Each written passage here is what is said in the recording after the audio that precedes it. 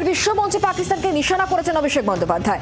দক্ষিণ কোরিয়ার রাজধানী সিওলে দাঁড়িয়ে প্রতিবেশী রাষ্ট্রের সন্ত্রাসী কার্যকলাপ নিয়ে সরব হলেন তৃণমূল কংগ্রেসের সর্বভারতীয় সাধারণ সম্পাদক।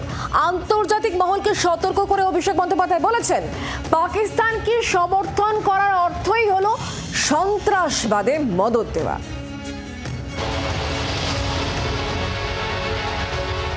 Support to Pakistan is a support to terror organization. জাপানের পর দক্ষিণ কোরিয়া, বিশ্বমঞ্চে ফের প্রতিবেশী রাষ্ট্রকে নিশানা করলেন অভিষেক বন্দ্যোপাধ্যায়। সন্ত্রাসবাদ ও পাকিস্তানকে এক সুতোয় বেঁধে সতর্ক করে দিলেন আন্তর্জাতিক মহলকেও।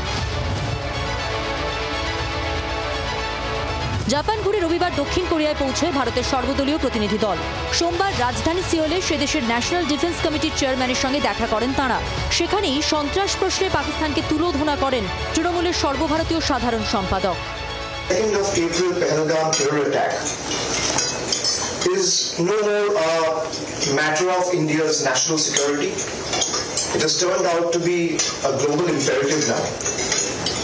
And time and again, we have been saying this, how Pakistan has been harboring, shielding and sheltering terrorists in their own land.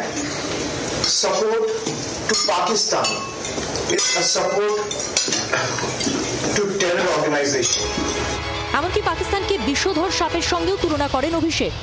Breeding a snake back in your backyard and expecting that snake to only bite your neighbor is the last mistake we should do, or last thing we should think of. Because once the snake is unleashed, it will end up biting whoever it can.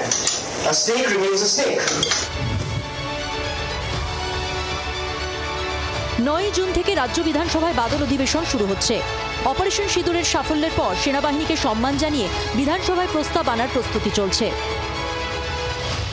তাদের এই এত বীরত্বের পরিচয় যে তারা রেখেছেন, তাদের সম্বর্ধনা জানিয়ে আমাদের এখানে একটা আসার সম্ভাবনা আছে, সেটা সরকার পক্ষ থেকে আসবে, তাহলে আমি চেয়ার থেকে।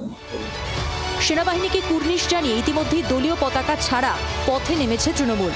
এবার তারই রেশ ধরে বিধানসভায় প্রস্তাব আনার তোড়জোড় চলছে। শ্রেয়সী গঙ্গোপাধ্যায়ের রিপোর্ট, জি 24 ঘন্টা।